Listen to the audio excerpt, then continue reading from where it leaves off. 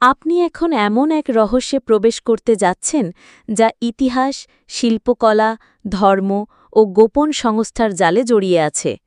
এটি কোনো সাধারণ গল্প নয়, এটি সত্যি এবং কাল্পনিকের সন্নিবেশ। আসুন আমরা শুরু করি দ্য ভিঞ্চি কোডের যাত্রা।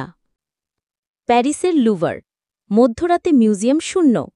পরিচালক জ্যাকসন সাভেঞ্জের লাশ একটি গোপন সংকেতসহ পাওয়া যায়। লুভার এখানে শুধু একটি আর্ট গ্যালারি নয়, এটি হয়ে ওঠে প্রথম পোর্টাল বা গেটওয়ে। সাভেঞ্জের মৃত্যু ও তার শরীরের পাশের রহস্যময় প্রতীক, একটি বডি ধাঁধা যা পেন্টাগ্রাম, রক্তে আঁকা সংকেত ইত্যাদির মাধ্যমে এক ধরনের লুকানো বার্তা বহন করে। রবার্ট ল্যাংডন, একজন ধর্মীয় প্রতীকবিদ। ল্যাংডন হলেন আমাদের চোখ। তিনি সেই ব্যক্তি যিনি দর্শক শ্রোতার পক্ষ থেকে প্রতীক, ইতিহাস ও ধর্ম ব্যাখ্যা করবেন। তার কাজ প্রতিটি গোপন সংকেতের ভাষা বোঝা। তার উপস্থিতি গল্পকে ইন্টেলেকচুয়াল থ্রিলার রূপ দেয়। সোফি, যিনি সাভেঞ্জের নিখোঁজ কন্যা।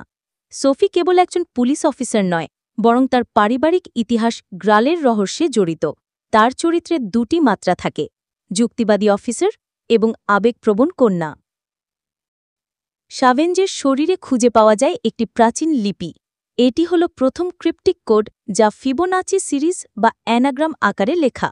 এই ধাঁধাগুলোর উদ্দেশ্য হল দর্শককে ধীরে ধীরে গোপন রহস্যের দিকে ঠেলে নেওয়া।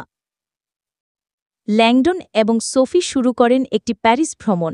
প্যারিসের বিখ্যাত জায়গা লুভার, সেন্ট সেলপিস চার্চ, রোজলাইন ইত্যাদি সবগুলো স্থানের সঙ্গে প্রতীক ও ইতিহাস জড়িত। এই যাত্রা শুধু ভৌগোলিক নয়, বরং ধর্ম, শিল্পকলা ও ইতিহাসের গভীরে ডুব। গল্পে যোগ হয় রহস্যময় ক্যানভাস এবং ডায়েরি। রহস্যশীল তথ্য হচ্ছে সেন্ট গ্রাল। এখানে উঠে আসে priority of Sayan, Templar night এবং গ্রিমোয়ারের মতো ইতিহাসের গোপন সংগঠন। সেন্ট গ্রালের প্রচলিত ধারণা ভেঙে নতুন ব্যাখ্যা দেওয়া হয়। এটি পাত্র নয়, বরং একজন নারী, মেরি ম্যাগডালিন।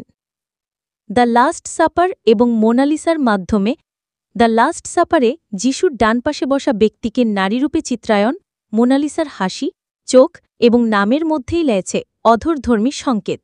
ভিট্রুভিয়ান ম্যান ও ফাই বা গোল্ডেন রেশিওর ব্যবহার রহস্যের বৈজ্ঞানিক দিক তুলে ধরে। প্রায়োরিটি অফ সায়ানের অস্তিত্ব জানতে পারেন। এটি একটি গোপন ভ্রাতৃত্ব সংঘ যারা সত্য ইতিহাস রক্ষা করে। লিওনার্দো দা ভিঞ্চি ছিলেন এর একজন গ্র্যান্ড মাস্টার।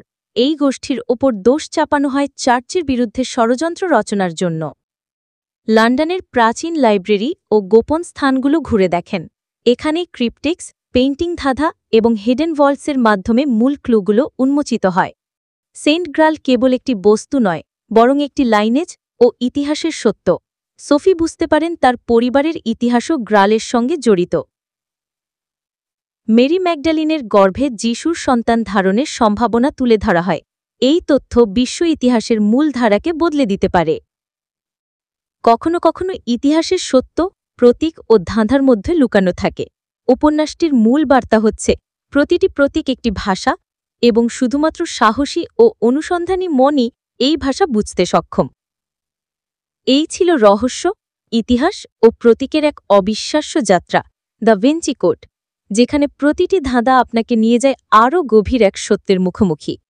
পুরো গল্পটি বিস্তারিতভাবে জানতে ও আবিষ্কারের রোমাঞ্চ উপভোগ করতে ভিজিট করুন Tasnoba Reads and Rhymes YouTube channel. Subscribe করুন, লাইক দিন ও শেয়ার করুন। রহস্য এখানে শেষ হলেও যাত্রা কিন্তু এখনও বাকি।